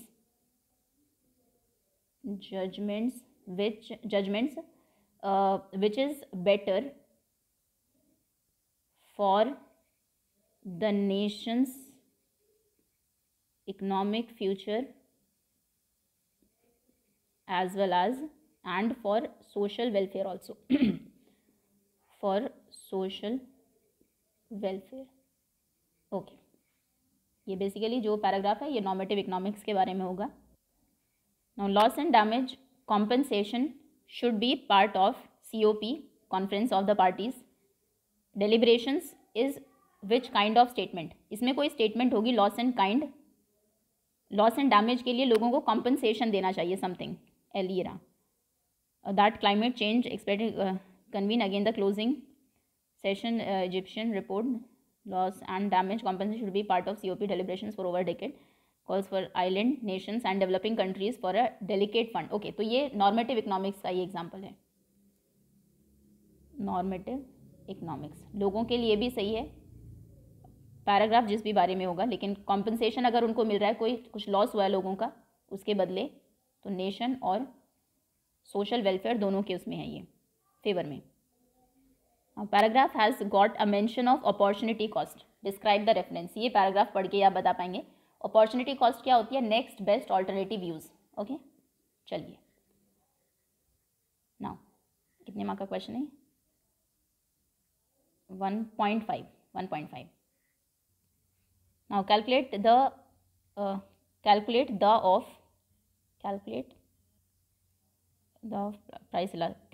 price elasticity of demand with the rise in the price of good X from 10 to 12। एक गुड का प्राइस 10 से 12 रुपये हो गया तो क्वांटिटी डिमांडेड फॉल्स बाय 40%, तो क्वांटिटी डिमांडेड 40% कम हो गई and comment on it. Okay, तो पहले हम फाइंड करेंगे कि प्राइस कितने परसेंट चेंज हुआ है, क्योंकि क्वांटिटी डिमांडेड तो परसेंट में ही हमें गिवन है। So percent change in price equal to change in price which is 12 - 10, यानी कि 2 रुपये डिवाइडेड बाई जो पहले प्राइस था 10 into 100। So this is 2/10 into 100 0 10 10 2 ज़ा 20% प्राइस चेंज हुए हैं और क्वांटिटी डिमांडेड कम हो गई है 40% से। So price elasticity of demand होता है percent change in quantity decrease in quantity demanded basic divided by percentage change in price. So quantity demanded change हुई है 40% और प्राइस चेंज हुआ है 20%, तो यहाँ पर इलास्टिसिटी ऑफ डिमांड है 2। या फिर और में क्वेश्चन है, एक्सप्लेन करिए 2 factors affecting price elasticity of demand. Price के चेंज होने से आपकी डिमांड कितनी अफेक्ट होगी, कौन से 2 फैक्टर्स उसको अफेक्ट करते हैं। सबसे पहले अवेलेबिलिटी ऑफ सब्सटीट्यूट, अगर उस चीज़ का कोई सब्सटीट्यूट अवेलेबल है तो डिमांड ज़्यादा फ़र्क पड़ता है, तब डिमांड ज़्यादा इलास्टिक होती है। फॉर एग्जांपल सब्सटीट्यूट, अगर चाय आप पीते हैं, चाय के प्राइस बहुत ज़्यादा बढ़ गए तो कॉफ़ी आपके पास ऑल्टरनेटिव है, तो आप चाय को छोड़ देंगे बहुत सारे लोग, तो वहाँ पर डिमांड बहुत कम हो जाएगी चाय की। तो अगर कोई सब्सटीट्यूट ही नहीं है तो फिर कम इलास्टिक डिमांड होगी, क्योंकि लोगों को ख़रीदना ही पड़ेगा, भले ही वो कितनी भी महंगी चीज़ हो, कि प्राइस कितना भी ज़्यादा हो जाए कम ही फ़र्क आएगा। ओके, सेकंड है कि कितना पोर्शन ऑफ इनकम आप उस पर स्पेंड करते हैं, ये भी हो सकता है। एक पोस्टपोन आप उसको कर सकते हैं या नहीं, पोस्टपोनिंग वांट्स, अगर पोस्टपोन कर सकते हैं बाद में उसको खरीद लेंगे तो लोग वेट करते हैं प्राइस डाउन जाने का, तो उस केस में प्राइस के इंक्रीज़ होने पर एकदम से उसकी डिमांड कम हो जाती है, हाईली इलास्टिक डिमांड होती है। ये एक्सप्लेन आप करेंगे क्योंकि 3 मार्क का क्वेश्चन है। दोनों जो 2 फैक्टर्स इन्होंने पूछे हैं दोनों 1.5 मार्क के हैं। सो अगर if you can postpone a want, then जो इलास्टिसिटी ऑफ डिमांड होती है एक गुड की, वो हाईली इलास्टिक होती है, और अगर आप पोस्टपोन कर ही नहीं सकते, अभी चाहिए, तो ऑब्वियसली प्राइस अगर ज़्यादा भी होगा, आप थोड़ी क्वांटिटी कम करेंगे लेकिन खरीदेंगे उसको, तो उस केस में जो इलास्टिसिटी ऑफ डिमांड है वो कम इलास्टिक होती है। Okay, next now from the schedule find out the level of output at which the producer is in equilibrium. Producer equilibrium में कब होगा, इसमें आपको फाइंड करना है। आउटपुट गिवन है, प्राइस यानी कि एवरेज रेवेन्यू, और ये टोटल कॉस्ट गिवन है। तो बेसिकली वो लेवल ऑफ आउटपुट आपको देखना है where marginal revenue is equal to marginal cost. जितना एक यूनिट ऐड करने से कॉस्ट आपकी लग रही है, उतना ही वो जो नेक्स्ट यूनिट है वो आपको रेवेन्यू भी दे रही है। मान लीजिए आप शूज़ प्रोड्यूस करते हैं, तो पहला शू आपने प्रोड्यूस किया, उस टाइम पर कॉस्ट आपकी 10 लगी लेकिन रेवेन्यू 20 है। दूसरा किया, कॉस्ट बढ़ती गई, 11 लगी, रेवेन्यू कम हो गया, अभी सिर्फ 15 रुपीज़ मिले, एक थर्ड शू जब आपने प्रोड्यूस किया तो दोनों 13 है, तो यहाँ पर आपका इक्विलिब्रियम हो जाएगा, क्योंकि इससे ज़्यादा होने पर कॉस्ट अगर आपकी 15 और रेवेन्यू सिर्फ आपको उससे 10 मिल रहा है तो ये कंपनी लॉस में जाएगी यहाँ पर। एनीवेज अब ये इजी हो जाता है क्वेश्चन, क्योंकि प्राइस सेम ही आपको गिवन है। सो इसमें पहले आप टोटल रेवेन्यू फाइंड करेंगे, टोटल कॉस्ट तो गिवन है, यहीं से ही फाइंड करेंगे marginal revenue and marginal cost MR। Okay, पहले टोटल रेवेन्यू, पहली यूनिट से 24 रुपये मिल रहे हैं, दूसरी से भी 24, तो TR 2 यूनिट का कितना हो जाएगा 24 + 24 की टेबल लिखनी है बेसिकली 48। तीसरी से भी, तीसरी यूनिट आपने बेची तो भी 24 ही रुपये मिले आपको, उसका प्राइस है। सो 3 यूनिट का टोटल रेवेन्यू कितना होगा 48, तीसरी से 24 मिले प्लस 24, 1 6 24, 2 jar 48, 3 jar 72, 24, 4 jar 96, 5 jar 120, 6 jar 144 and 168। Marginal revenue भी यही आएगा। मार्जिनल रेवेन्यू में basically first as it is लिखेंगे आप 24, सेकंड के लिए माइनस करेंगे क्योंकि सेम ही चीज़ आपने ऐड किया, तो माइनस करने पर बार बार 24 ही होगा। इसी क्वेश्चन में हुआ है क्योंकि सेम ही प्राइस दिया हुआ है, ऐसा जनरली होता नहीं है लेकिन।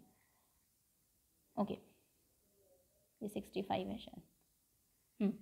सो अगेन नेक्स्ट में भी मार्जिनल रेवेन्यू 24 है, 24, 24, 24, 24। आपको सिर्फ मार्जिनल कॉस्ट देखनी है कब 24 है, तो टोटल कॉस्ट 26, यहाँ पर मार्जिनल 26 ही रहेगी, 26। सेकेंड, 2 यूनिट आपने बेची तो खर्च आपका हुआ 50 रुपीज़, माइनस करेंगे 50 - 26 is 24, then 72 - 50 is 22, 92, 72, 82, 92, 20, 5, 3, 9, 10, 11, 23, 4 and 2, 24, 65 is 6, 15, 3, 26। तो ये जहाँ पर marginal MR equal to MC that is 24 equal to 24, ये है 6th यूनिट ऑफ आउटपुट पर। So the producer will be in equilibrium at 6th level of output where as marginal MR equal to marginal revenue equal to marginal cost equal to 24, दोनों वहाँ पर 24 के equal है।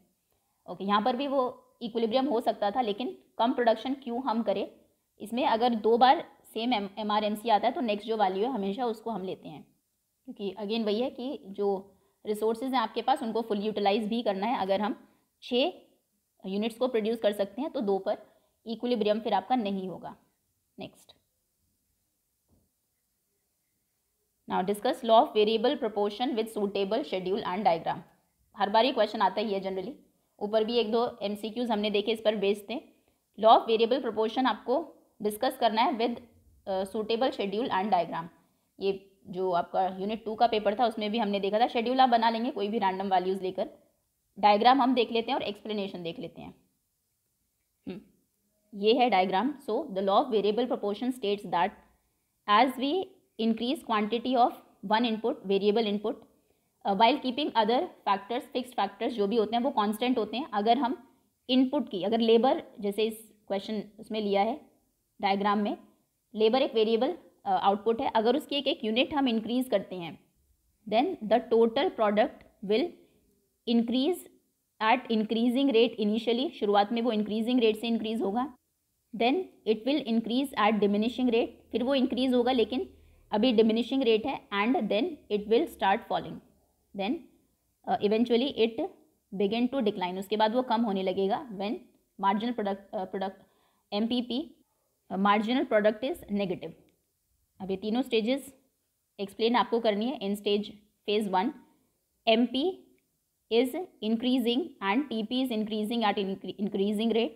In second phase MP is decreasing and TP is still increasing but at diminishing rate. Then एक ये भी point को explain कर सकते हैं, at L1 MP is 0 and TP is maximum. Then after that in third phase MP is decreasing and TP is also decreasing. इसे बोलते हैं नेगेटिव रिटर्न्स। ये फर्स्ट फेज है, increasing returns to a factor, diminishing returns to a factor and then negative returns. Okay, next, ये basically 4 mark का question है, तो एक 1 मार्क में आप शेड्यूल बना देंगे, देन डायग्राम, और फिर तीनों जो फेजेस हैं उनको 1 बाय 1 एक्सप्लेन कर देंगे। आगे है consumer consumes only 2 goods X and Y both priced at ₹3 पर यूनिट। एक कंज्यूमर 2 ही गुड्स को कंज्यूम करता है, एक्स और वाई को, दोनों 3 रुपये की है। अगर कंज्यूमर चूज करे combination of these 2 goods with marginal rate of substitution equal to 3 then is the consumer in equilibrium and what will be a rational consumer do in this situation. तो consumer equilibrium में तब होता है when marginal rate of substitution equal होता है price of X by price of Y के। तो MRS यहाँ पर है 3 और प्राइजेस भी 3 है। So MRS 3 equal to, no, अलग अलग कैलकुलेट करते हैं। P of X by P of Y हो जाएगा 3/3 यानी कि 1, और MRS है 3, तो यानी कि एंड MRS इक्वल टू 3, दोनों इक्वल होने चाहिए थे, तब कंज्यूमर इक्विलिब्रियम में होता। तो आप कहेंगे यहाँ पर marginal rate of substitution greater है than PX by PY, so the consumer is not in equilibrium, equilibrium में नहीं है। और एक रैशनल कंज्यूमर इस सिचुएशन में क्या करेगा, a consumer rational consumer would react to this situation by consuming more units of goods X, consuming more units of good X in place of good Y, और वो तब तक करता रहेगा जब तक कि MRS इक्वल नहीं हो जाता 1 के, विच इज़ जो कि P of X by P of Y है, in place of good Y, and this will decrease the MRS, इससे MRS कम होगा, and the consumer will increase consumption of X until MRS equal to 1, तब तक वो x का consumption increase करता रहेगा जब तक कि मार्जिनल रेट ऑफ सब्सटीट्यूशन 1 नहीं हो जाता। ओके, हाँ, the market for a good is in equilibrium. एक गुड के लिए मार्केट इक्विलिब्रियम में है, डिमांड इक्वल है सप्लाई के। एक्सप्लेन करिए using a diagram how a decrease in the input price, जब वो गुड का प्रोडक्शन होता है, इनपुट प्राइस में अगर इनपुट प्राइस कम हो जाते हैं तो कैसे इक्विलिब्रियम अफेक्ट होगा, price equilibrium and quantity keeping other factors constant, बाकी सभी फैक्टर्स कांस्टेंट हैं। तो अगर इनपुट के प्राइस कम हुए हैं, इससे फ़ायदा होगा प्रोड्यूसर्स को, जो वो चीज़ें खरीदते थे अब सस्ती मिलने लगेगी, और प्रोडक्शन इंक्रीज हो जाएगा, यानी कि इससे सप्लाई कर्व शिफ्ट होगा rightward, demand curve as it is रहेगा। तो ये है क्वांटिटी, ये बेसिकली डायग्राम ड्रॉ करना है आपको, ये क्वांटिटी है, यहाँ पर हम शो करते हैं प्राइस को। इनिशियली सिचुएशन ये थी, ये था demand curve, initial demand curve, और ये था D, तो एक ही है, ये था सप्लाई कर्व शुरू में S। अब क्योंकि प्रोडक्शन इंक्रीज होगा, इनपुट के प्राइस कम हो गए हैं, तो ये शिफ्ट होगा राइट वर्ड्स।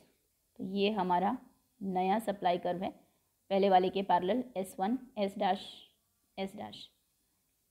अभी पहले जो इक्विलिब्रियम की सिचुएशन थी वो यहाँ पर थी, इस प्राइस में इतनी क्वांटिटी मिलती थी, अब इक्विलिब्रियम यहाँ पर होगा, प्राइसेस कम होंगे और क्वांटिटी डिमांडेड इंक्रीज होगी।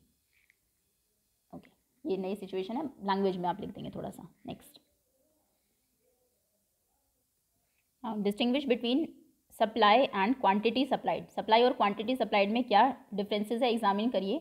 Effect of the following on supply, इनका क्या इफेक्ट होगा सप्लाई के ऊपर, इसे बाद में देखते हैं। तो सप्लाई है कि पूरा जो सप्लाई कर्व है आपका, डिफरेंट प्राइसेस पर जो डिफरेंट क्वांटिटी सप्लाइड होती है वो, और क्वांटिटी सप्लाइड मतलब एक स्पेसिफिक प्राइस पर जो स्पेसिफिक क्वांटिटी आप सप्लाई करते हैं।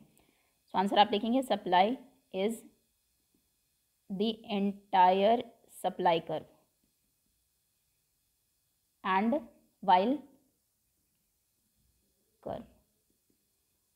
quantity supplied is the exact figure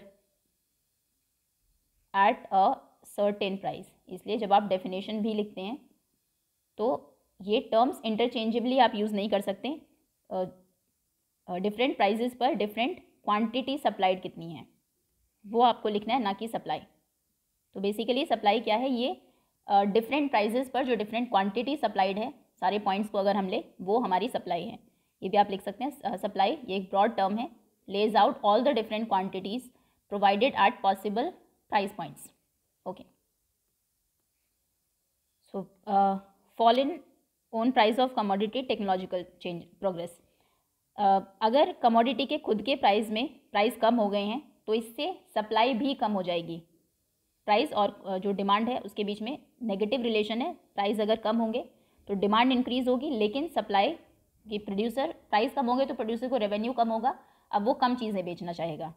तो यहाँ पर fall in own price of the commodity, then there will be, examine करना इफेक्ट, डायग्राम आप ड्रॉ कर देंगे तो बेस्ट रहेगा, 6 मार्क का क्वेश्चन है क्योंकि अदरवाइज अगर लिखना है so there will be downward movement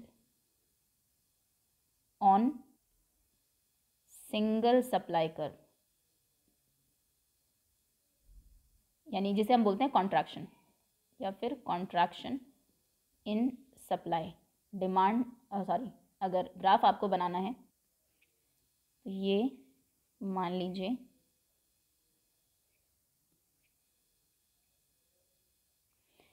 ये थी क्वांटिटीज़, ये था प्राइस, ये सप्लाई कर्व था। मान लीजिए पहले प्राइस इतना था, क्वांटिटी सप्लाइड इतनी थी, ये quantity, initial price, initial quantity, then price अगर कम होगा तो इसी पॉइंट पर शिफ्ट हो जाएगा, क्वांटिटी जो सप्लाइड का पॉइंट है वो लेफ्ट में आ जाएगा, अब क्वांटिटी कम सप्लाई होगी, मतलब जो पॉइंट है वो सप्लाई करके ऊपर ही मूव करेगा, इसमें आपको शिफ्ट नहीं करना है। नेक्स्ट है टेक्नोलॉजिकल प्रोग्रेस, इसमें शिफ्ट होगा कर्व क्योंकि एडवांस टेक्नोलॉजी आ गई है। पहले प्रोड्यूसर जितना प्रोड्यूस करता था सेम ही प्राइस पर, वो अब ज़्यादा प्रोडक्शन करने लगेगा तो ज़्यादा सप्लाई करेगा। सो इसमें आप लिखेंगे right word shift in supply curve, जिसे हम बोलते हैं इंक्रीज इन सप्लाई। और इसमें डायग्राम बनेगा कि ये मान लीजिए सप्लाई कर्व था इनिशियली, अभी एसएस, अब ये राइट में शिफ्ट होगा, ये न्यू सप्लाई, एक सेकेंड, ये सप्लाई कर्व था पहले, आफ्टर टेक्नोलॉजिकल प्रोग्रेस शिफ्ट हुआ राइट में। यानी कि अगर हम एक ही प्राइस को देखें, सेम प्राइस पर पहले क्वांटिटी सप्लाइड इतनी थी, अब उसी प्राइस पर क्वांटिटी सप्लाइड इतनी है क्योंकि प्रोडक्शन ज़्यादा है, क्वांटिटी प्राइस। ओके, नेक्स्ट ना, suppose a consumer whose income is ₹500, एक कंज्यूमर है, 500 रुपये उसकी इनकम है, वो कंज्यूम करता है 2 गुड्स को एक्स और वाई, देन द गुड्स के प्राइस है 50 रुपये की, गुड एक्स है, गुड एक्स का कॉस्ट है, एक्स का प्राइस है 50 रुपीज़, वाई का प्राइस है 25 रुपीज़, टोटल उसके पास कितने पैसे हैं, उसकी इनकम है 500 rupees. Now answer the following on the basis of the given information. First is what is the slope of budget line, budget line का स्लोप होगा, slope of budget line is price of X by price of Y, so 50/25 यानी कि 2। Answer number 1, state the budget equation of the consumer, consumer की budget equation है 500 रुपये है, जो 2 goods पर उसको खर्च करने हैं, पहली गुड क्योंकि 50 रुपये की है, अगर उसने इसकी एक्स क्वांटिटी खरीदी, मान लो 4 गुड्स खरीदी तो 5 4 20, 200 उस पर चले जाएंगे, सो 50x प्लस 25y, 25 की एक y गुड है, अगर नंबर ऑफ क्वांटिटीज़ y वो परचेज करता है तो टोटल 25y उसने y पर खर्च किए, 50x उसने x गुड पर खर्च किए, और टोटल मिलाकर 500 रुपये उसे खर्च करना है क्योंकि वही उसकी इनकम है। How many units can she purchase if she spend the entire income on good x, अगर पूरी इनकम वो एक्स पर ही खर्च करे, वाई नहीं खरीद रही है, तो कितने क्वांटिटी वो यूनिट्स वो परचेज कर सकती है 500 रुपये में, एक्स क्योंकि एक 50 की है, 10 क्वांटिटी परचेज कर सकती है। And how many units can she purchase, अगर वो पूरी इनकम खर्च करती है वाई गुड पर, तो वाई गुड की कॉस्ट है 25 रुपये, 500 रुपये अगर उसके पास है तो वाई गुड्स उसको मिल जाएंगी 20। ओके, एक और क्वेश्चन है और में, define indifference curve, indifference curve basically curve जिसके ऊपर पूरी ही कर्व के ऊपर कंज्यूमर इनडिफरेंट रहता है, यानी कि इक्वल लेवल ऑफ सेटिस्फैक्शन उसको मिलता है, and then explain any 4 properties of it. Okay, so first indifference curve, micro economics में इंडिफरेंस कर्व एक ग्राफिकल रिप्रेजेंटेशन है, is a graphical representation of different combinations of 2 goods, 2 ही goods के case में हम इंडिफरेंस कर्व को draw करते हैं, that provide the same level of satisfaction to the consumer. और फिर एक आप फिगर इसकी ड्रॉ कर देंगे। 2 मार्क का एक क्वेश्चन है, 4 प्रॉपर्टीज़ हैं, 4 नंबर का वो होगा। ये है इंडिफरेंस कर्व IC। यहाँ पर गुड 1, गुड x या गुड y, जो भी आपको लेना है, good 2 x, good x and good y। Okay, then अगर दूसरा आप बनाएंगे indifference curve, indifference curves basically indifference map जो होता है उसमें सभी कर्व्स पैरेलल होते हैं, कभी भी एक दूसरे को कट ये नहीं करेंगे। थोड़ा क्लियर बनाएंगे डायग्राम ये। ओके, ऐसे। नाउ प्रॉपर्टीज, सबसे पहले तो डाउनवर्ड स्लोपिंग है। डाउनवर्ड स्लोपिंग यानी कि एक स्लोपिंग, एक गुड की क्वांटिटी अगर आप इंक्रीज करते हैं, एक्स को अगर ज़्यादा करते हैं तो वाई आपको कम करना होगा, तभी obviously same level of satisfaction मिलेगा। दोनों को इंक्रीज करने से नहीं हो सकता, उसमें ज़्यादा सेटिस्फैक्शन हो जाएगा, और एक को कांस्टेंट भी आप नहीं रख सकते हैं। So indifference curve slopes downward indicating a trade off between two goods. एक अगर आपको ज़्यादा चाहिए तो the second one you have to sacrifice. Second, ये कॉन्वेक्स होता है टू द ऑरिजिन, ये जो शेप है इसकी ऐसी, convex to the origin, and non intersecting होते हैं जितने भी इंडिफरेंस कर्व्स हैं, इंटरसेक्टिंग। और अगर जो हायर ऊपर वाला ये जो कर्व है ये ज़्यादा आप प्रेफर करेंगे लोअर वाले के कंपैरिजन में, क्योंकि इसके ऊपर जितने भी पॉइंट्स हैं उन पर ज़्यादा सेटिस्फैक्शन आपको मिलेगा, नीचे जितने भी पॉइंट्स हैं उन पर। बेसिकली एक इंडिफरेंस कर्व के ऊपर सभी पॉइंट्स पर इक्वल सेटिस्फैक्शन होता है।